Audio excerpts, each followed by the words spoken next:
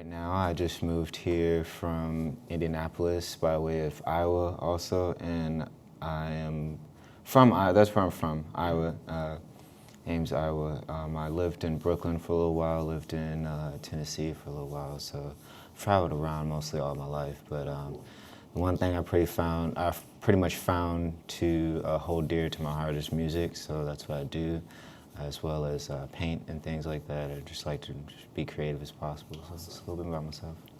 So, can you tell me a little bit about your early life from pre-K to middle school to high school and to college? Okay, pre-K, I think, so I was born in Ames, and I'm pretty sure I moved from Ames when I was about 2. So around that time, I was going back and forth. My father they had each other they had me sophomore year, and then kind of split ways. And my dad went to Tennessee, mom went to New York, and so I kind of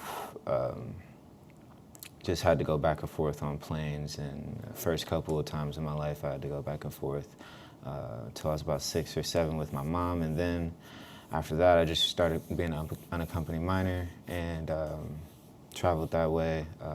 From school, probably in Tennessee was the first time I went to school, preschool there to about, I don't know, probably about 5th grade, 4th grade, and started going to New York for like daycare services while my mom was there. And after that, I think my dad moved back to Ames, Iowa, to finish out his schooling and stuff because he's getting his doctorate, and yeah, I don't know, that's a special man. Anthony Jones Sr., he's a really good man. He's also a minister, so he oversees like the schooling industry, or the schooling district over in Ames, Iowa, and he also does ministering there at the Body of Christ Christian Worship Center and other places around there. So he's very well known in Iowa, at least. But my mother stayed in Brooklyn until about 9/11, and a year after that, she left because she was working in the Chrysler Building, which is in Manhattan, a few blocks away from where everything happened. So she had to leave after that, and I think I was in around the 6th or 5th grade. Around that time, I had to leave. I'm 24 now, so that's a good way to reference everything. 24. From middle school until high school, I went from Ames High, Ames Middle School, Ames High, until junior year in Ames High, and then went over to Indiana, where I graduated from North Central High School. So, I moved around a lot. It's kind of hard to figure out where I was, like, from the early ages, of course, but, like, yeah, I have been around the way. So, do you have any siblings or anything? Yes, I have 2 younger sisters. One is in college, Bennett University, or Bennett College, I think it is, in South Carolina, I'm pretty sure. And then my little sister, the middle one under her, is that's Tanaya. She is in middle school. No, she's in high school, freshman year of high school. And then Ashton, my younger brother, is in 6th grade at Ames Middle School. Yeah. So. Cool. So I know that your parents were divorced, right? Mm-hmm. And so what was like that? So how's it like in you coming up in age, just trying to grow up between both parents being divorced? Well, the thing is, they kind of weren't ever married, but they were going to, and then they just decided not to. So it's kind of that ordeal, which is some things I've kind of like in dealing with right now in my life. So it's kind of like I'm kind of getting the same relations and what their mindset was, because especially since we were around the same age when it happened. So actually, they were younger than I was when it happened. It's altered my life a lot because on my mom's side, I'm her only child, so I'm an only child on that side, and on my dad, I'm the oldest of 4. So it's just I get to see both sides of it, so that's pretty cool. It's pretty intense to see all, like, just understand and relate to other people of that's it. But so I take it in that light form. You know, everything else happens and stuff like the sad things that happen when you have parents that split. But you know, I try to make light of it and say, well, I can know both sides of it. So Awesome. yeah. So I know that you have an interest in music and painting. Mm-hmm. Any other anything that else, like any hobbies, interests that you have? I like to skate. I've always liked to skate. Let's see, I like skateboard, pro skating. I like that. I've been trying to do that for a while, but I just recently had my board stolen, so I'm trying to get that back. Yeah, and I'm trying to get that. I like fashion. I like different types of clothing, threads, and clothing lines. I want to one day have the ability to open up my own shop and have stuff like that. So yeah, Awesome. it's very fun. So how would others describe you as a person? Friends, family? You know, sometimes I get a lot of different things because I don't know, I try to dip my hands into everything. So like I try to just see what I can do. So I guess that's what they would say mostly, is that I'm always trying, like I'm a go-getter. Like I don't let things get down, like bring me down too much. But when I do feel things, I feel things hard. So, you know, I just came out as pansexual last month, a few days and a month ago. So that's like just me just opening up and being free to talk about anything. That's what we're here for, just to listen to you, and I'm very open, so Appreciate it. Let's talk. I won't judge you or anything. Thank you. Appreciate that. No problem. So now, so have you experienced any form of group racism in any shape or form when growing up or even now? Yeah, and it's a different kind of racism. It's the racist against, or black versus black, like black and black, because it's the dark skin versus light skin type deal. Oh, okay. So like black people will say, well, which one of your family members is white? And I would say neither one of them. My mom's African, my mom's Native American, my father's African American. So it's like, I don't know, I always have to have that discussion or argument with people, or like try to get them to be like, well, why don't you ask like what I am instead of asking like, you know, which go straight to like, oh, well, I assume that your mom's white or your dad's white or something like that. And it's just like, no, like. So, do you have any personal experiences from like that you want to talk about, or was ever coming for you?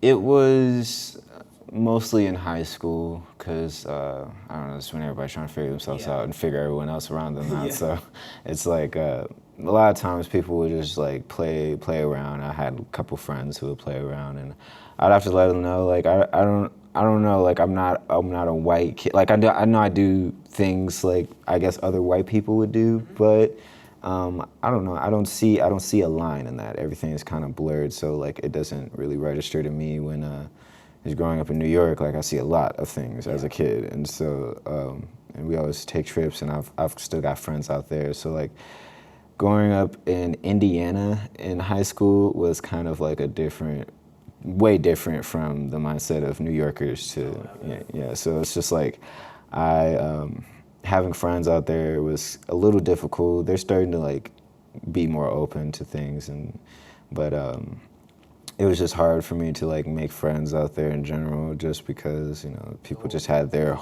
lifestyles, their little cliques, and people did this and that, and I was still trying to figure myself. Around that time, I was figuring myself out like sexually with men, women, and stuff like that, but keeping it closed. So it's just like, as far as race goes, I didn't. That one kind of hit me because it was like, well, I know I'm fair skinned or light skinned, but it's just like I don't want to be classified as white and black. So, like when people approach me, that I always had like when I was younger. Now I'm more calm and eased up about it, because people are just like, I'm used to it now. So I'm just like, yeah, like I'm Native American and African American, so. So with that in mind, like living in New York and living in Indiana, what was it like trying to like balance both sides of like of being around people? Balancing both sides. Well, people in New York they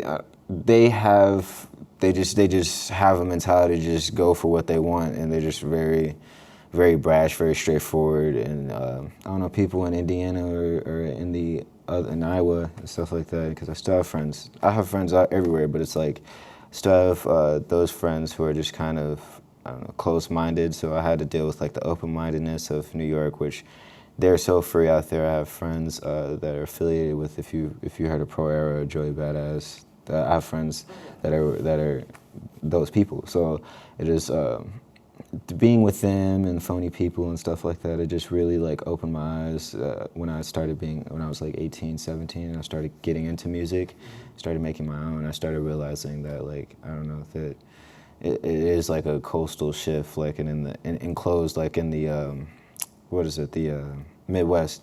It's just like, I don't know, everyone's so used to just having their own like little like places, I guess, that they just have, they have their own little cliques and own little friendships and things like that. So I don't know, people in New York are more open to like seeing what other types of people they can deal with, and just dipping their hands in everything. So I relate to that a lot. But Indiana is kind of hard to like, I don't know, try to relate to those type of people. But there are some really good artists out there, don't get me wrong, that are really cool people. And so that's now you're in Texas. Mhm. And what's that like? Is that a big shift for you? It is and it isn't, because it reminds me of Indianapolis, but it reminds me of the good parts of Indianapolis. So I don't know, it's looking, I've been here since July 2018, so just here now, it's just like I'm meeting all these people that, like I'm working for a radio show, and Street Legend LLC is the record label that I'm under. So it's an independent label over in the Denver Heights community, off of like Aranzas and what is it, Hackberry in Denver Boulevard, so it crosses right there. And I go there, I have my own radio talk show segment from 4 to 7. So it's like, I don't know, just me being able to start doing radio now, that's also another one of those things that I'm getting into. That's something I've always just thought about, and people have always suggested, like, you have a good voice for like stuff like that and talking about music and different topics and issues, so why don't you just do that? And I was like, So, yeah, finally get to do I that. know that you told me that you're pansexual, right? Mm-hmm. And with you also being Black and Native American, have you like experienced any forms of sort of like a very narrow-mindedness, or even stuff like racial anything about that, or trying to like open up to people? Mm-hmm. Yes, So, yeah. there's like a lot of just tunnel vision through that. Like, people just really saw me as one thing, and I was like, I didn't know how to explain to them that I can do both. Like, I can do a lot. I'm also a Gemini. I was born June 2nd, 1994. So it's I don't know. I really delve into like everything with the zodiac and everything. So I try to relate and keep the balance and try to voice my opinion, because that's where we're kind of about. But it is kind of difficult to like bring all of this onto people, and I try to like figure out a way that I can just like try to level with people in certain times and the right times to let people know about myself. Stories that you can tell us, or the audience that's going to watch this, any stories that you want to talk about? Well, I will give a positive story, because I know everybody's probably been giving a. It was very easy. I have one friend out here. His name is Orlando. He also interviewed here as well. All of the Street Legend artists came in here and did an interview of some sort. So, yeah, for y'all guys, you guys are awesome. He was my first friend when I met out here. We worked at Shoe Palace at River Center together, and he, he's straight, so like I just, it was hard for me to like tell my straight friend that I'm pansexual, and he just took it so like open. Like, he was just like, oh, I get it, dude. Like, I didn't like, you love who you love, and you just want to be free and be yourself. Like, just make sure you be yourself. So, I just took away, like, that made me open up a lot more, that he was able to do that with him being how he is raised and everything. It makes it seem like, I can really approach anybody on it, and it makes me feel more comfortable to come out about it. And so with that in mind, how did others react? Like, say your family or friends from Iowa or New York. How did they react to that?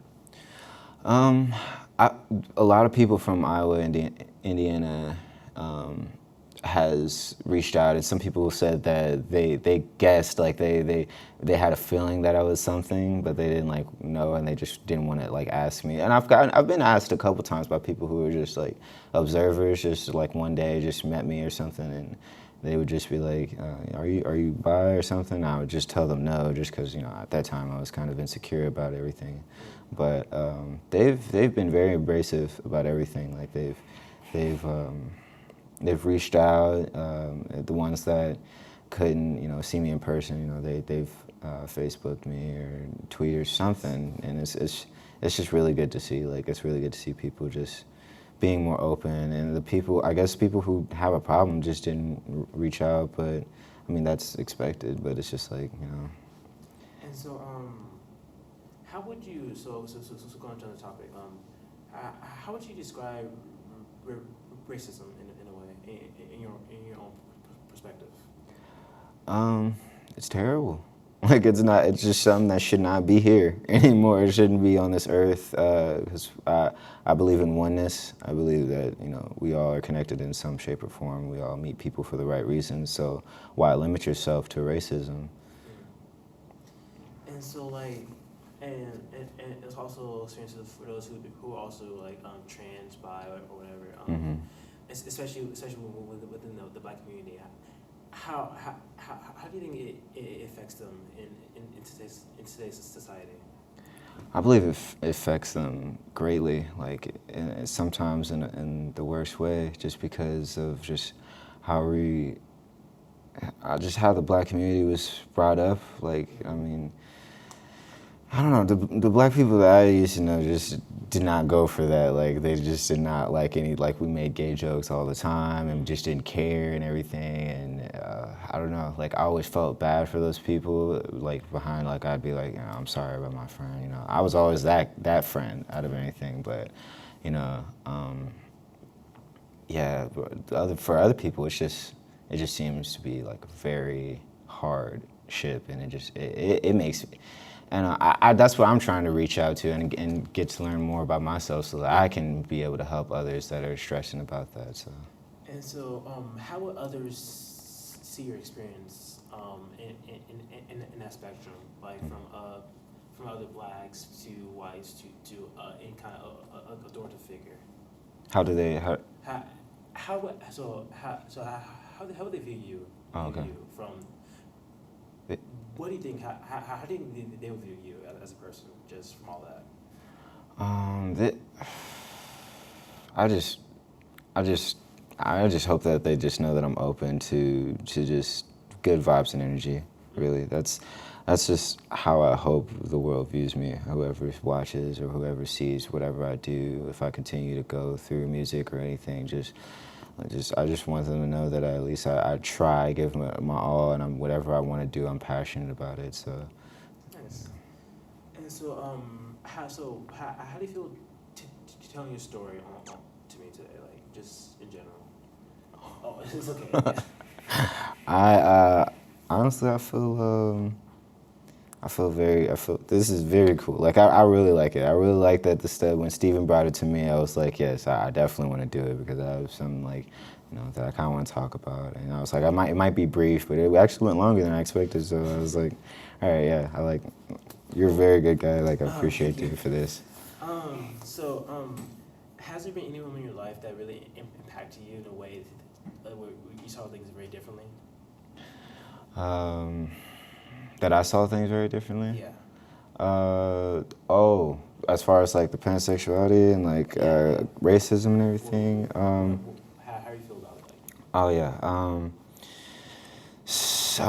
When I first moved here, a man by the name of Chris Conde, he's a gay rapper, and he was like the first that I saw that's just like very, very open, very flamboyant. He strips on his shows and stuff, and like goes down to straight thongs, and it would just be on the stage rapping so well, like so amazing. And I'm very picky when it comes to rappers too, so it was like he can flow, and he's like one of the fast rappers too. So he's like, I was like, dude, that's crazy that you look how you are, and you just be free and talk about it. He has an LP called Growing Up Gay, so that like inspired me a lot. And Claire Mortifee in LA, who claims non-binary when she doesn't like have a gender which she believes. So that's they like to be called them they and her and theirs and stuff like that. So uh, that's awesome. I love that type of like energy, that they're just like an energy. They're not like a person. Like, you know what I'm saying? I sit well with that. So that's. And just to ask, so let's say for those young kids who are trying to find themselves in the world, and knowing yourself, your time will probably feeling the same thing. What do you think are some issues that they could be facing now that may cause them to feel a certain way about their own race or their own sexuality? What could I say that would be,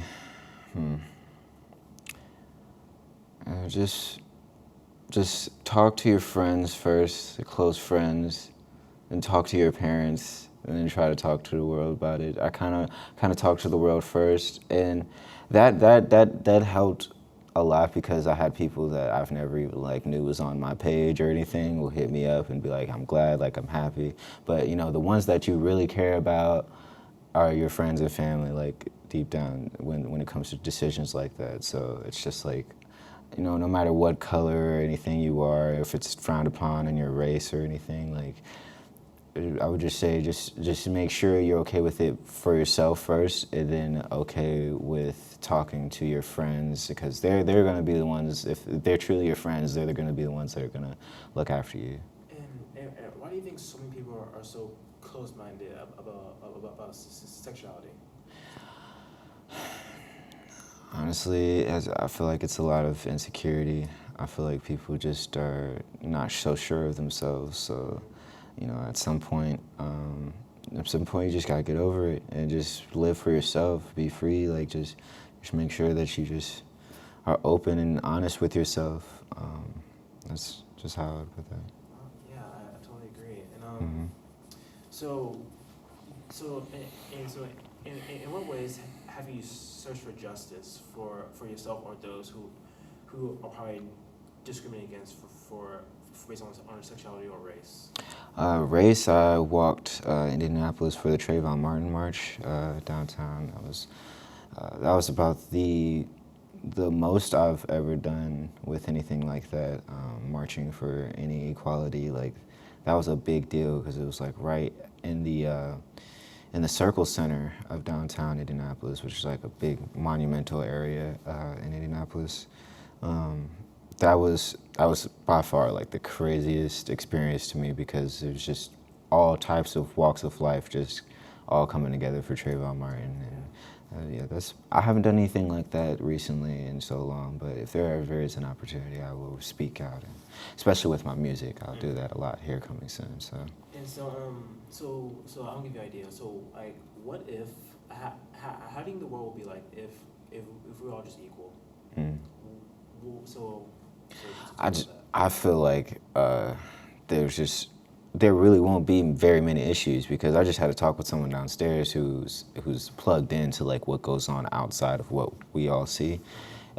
He was saying like that's the biggest thing that we're dealing with right now. That's the hardest thing. Like everything else can be dealt with, but racism is the one thing that it's just like we have to get over that at some point. And I mean, eventually, at some point we will. Like we have to. Like that's got to be like the breaking point for us to truly be together as one. Like I don't know. I always saw as a kid like just those little pictures that you see like with the world, and then like everybody like it's stick figures holding hands and everything. That's how I envision like just finally like euphoria and all that stuff with everyone, just everyone coming together.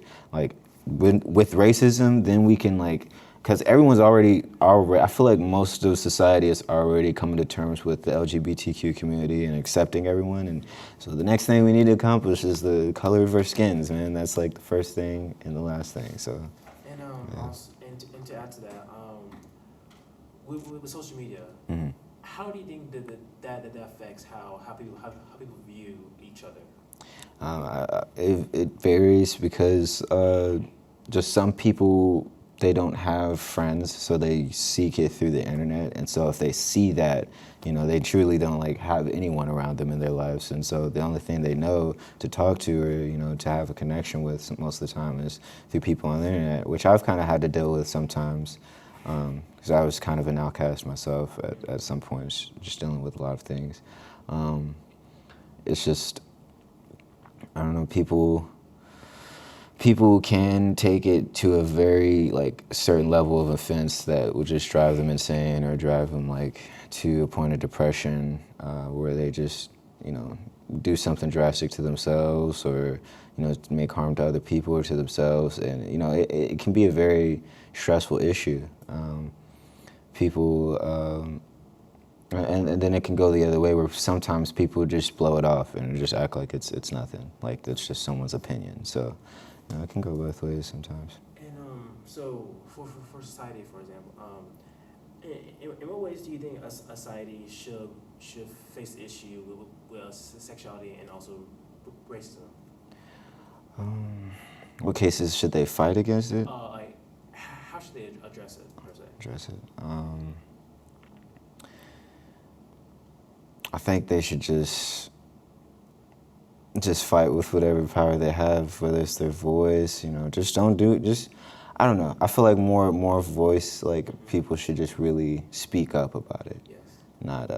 Not act with violence, but really act with peace. And so, do you feel any differently now than, let's say, for those who tried to fight it back then in, let's say, the 70s, 80s? Yeah. See, they tried to fight with war and everything, but we I don't know. I feel like we're a lot more evolved since then, so we should definitely be fighting more with words and be coming to agreement after the conversation. At some point, it should be a fight to a certain just a level of knowledge and understanding from each other, and just learning from the experience of the conversation, the argument.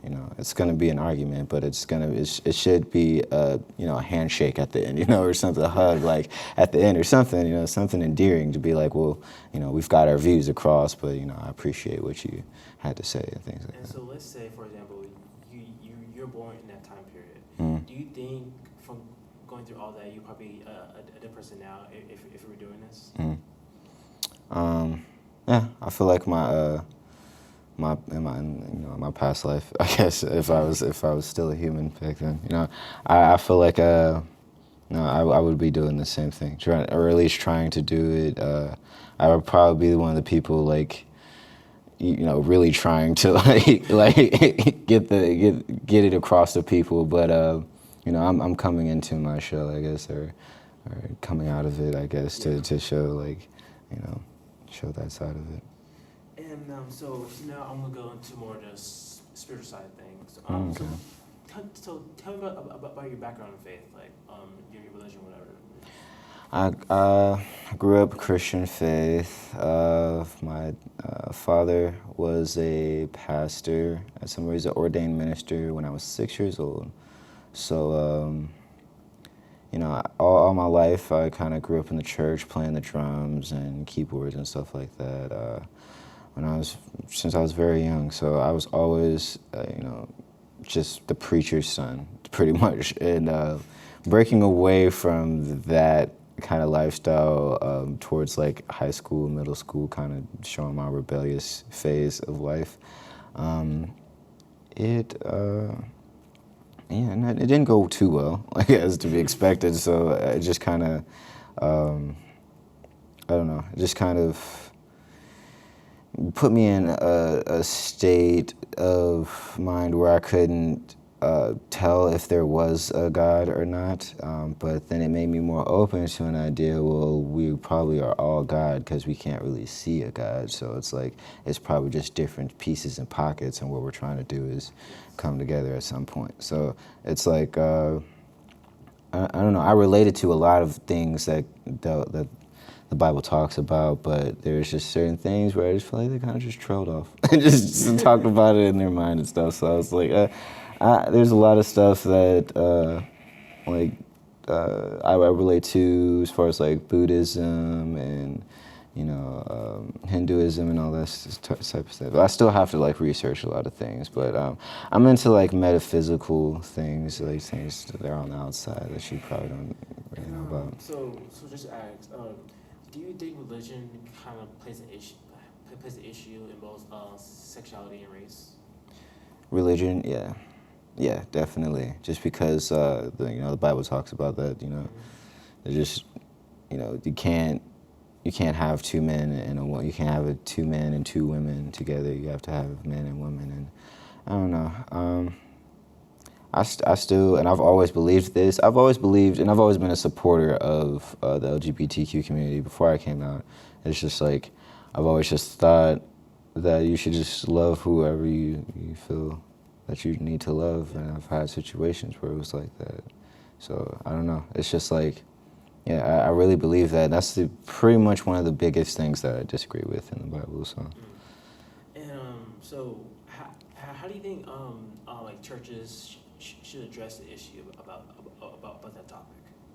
I mean, I think they should come at it loving at first, because that's what the church is supposed to be built off of, what the Christian faith talks about. Like, it's supposed to be based on love, but apparently people didn't do that over the years since after, the philosophers or the people that wrote the Bible commanded, you know what I'm saying? Like, they expected it to go on way after the Bible was put out, but it just seems like people kind of altered it, and pastors kind of altered it and things like that within their church. So I feel like, I mean, I haven't been to a church that's supportive of LGBTQ communities, but I'm sure there's some out there. Yeah. I'm sure there's some out there that I could probably find, but I'd like to see what that's like now. But growing up, it was very frowned upon to be gay or any type of thing of the sort. So I don't know. I just hope that eventually evolves from there. And so just to add, I don't mean to invade your personal life. So have you told your parents about you No. coming out? No? I have not. I have not told my mom. I'm still kind of afraid of that one. So that's why I was saying, like, talk to your friends and the internet and stuff like that. But And your father knows as well. Nope. And so It's my next mission. Oh, No, you're fine. This is my next mission. So is there any fears you have that might happen if you do tell them? Disownment. Just people just. I don't know. I don't know. I'm kind of worried just that, my dad being a minister still. I mean, I know he sees that a lot, and I don't know if he worries about me, because I don't know, around him I kind of just showed I was a manly man, and he can kind of get that I have my feminine side too, but like I don't know if he would expect it or not, or have feelings yet, because I really have not told him about all the things that I kind of dealt with as far as being with a man or being with trans in it or anybody like that. So I don't know how he's gonna sit. I don't know how that's gonna go across with him. But I don't know. I eventually I'll get around to it as soon as possible, really. But I just want the moment to be right. I don't want it to be like some passing by, like, oh, by the way, I'm gay. All right, okay. Yeah. But I'm just like, yeah, I don't want that ordeal. And so do you feel hopeful for future generations, or even when we have kids of your own? Do you feel hopeful that like these issues won't be a problem as they are now, or do you have concerns still? I see this next generation being very forward for like being open and being being caring for one another. So for my kids, I'm not doubtful, or I'm not doubtful that it will be appreciated for them. Like, they will be appreciated for whatever decisions they make. The next generation most likely will be more embracive towards just ideal, because they'll see how we acted upon everything, and then they'll see how the generation before us did things, and I don't know, they'll try to come to terms like, well, that's wrong. I've seen like kids will be like, you should be how you want to, like, do your thing. So it's just like, for them to be that at a small age, I mean, I have hope for our next generation. But why do you think so many parents are kind of like iffy on the issue of sexuality? Because they've probably built it up in their mind that that their kid was going to be one way, and then they just came out a completely different way that they weren't even prepared for. Like, I don't think our parents ever expected like for there to be such a huge gay community. Like now, like I guess most of them thought that the majority of them probably thought that it was like going to die out soon or something, because that's the reaction that we're getting. But no, it's coming stronger than ever. So it's just like, I don't know. Now you kind of have to be aware of it. So just spreading awareness is what we're about, yeah. And so I guess we're going to come to a close. I'm gonna ask you a few more questions. That's fine. So just to ask, so like, how's it been for you personally, mentally and spiritually, trying to figure out yourself in today's America? With me being just very native bred, like I don't know, I just keep a strong head on my shoulders and try to trust myself before anyone else, and just keep moving forward, keep traveling, keep trying to travel. Or I'm jobless right now, but I don't let that get me down at all anymore. Like, I've learned to just like be okay with being where I am right now, and then just knowing that things will come. Because I don't have a job right now, but I have like a job that doesn't pay me right now, but it's working towards my career and stuff, and another job that's volunteer work that's helping me with my creative side. So, and then I'll have the paying jobs here within the next month. But like, I just always just keep in the forefront of just like the future and so mentally, like, I'm always thinking about what's next to come. Present, I try to live like every day like it's my last day, and try to like do things positive, and try to forget about things that happened yesterday and stuff that are negative. So that's what I try to do. And so, in all these communities that we have from the LGBTQ community to Black communities to all types of communities, why do you think that they face so much discrimination? People just don't understand it, because they were probably raised just the way that they were raised, and or they just are afraid themselves to like even just communicate with people, just because of how like honest and how like open and how free we are about ourselves, or about just the way we live, and it's just different. Like, it's different to them, so they just sometimes people just can't settle with differences. They just it takes them time, So, but I believe that at some point it's gonna come around,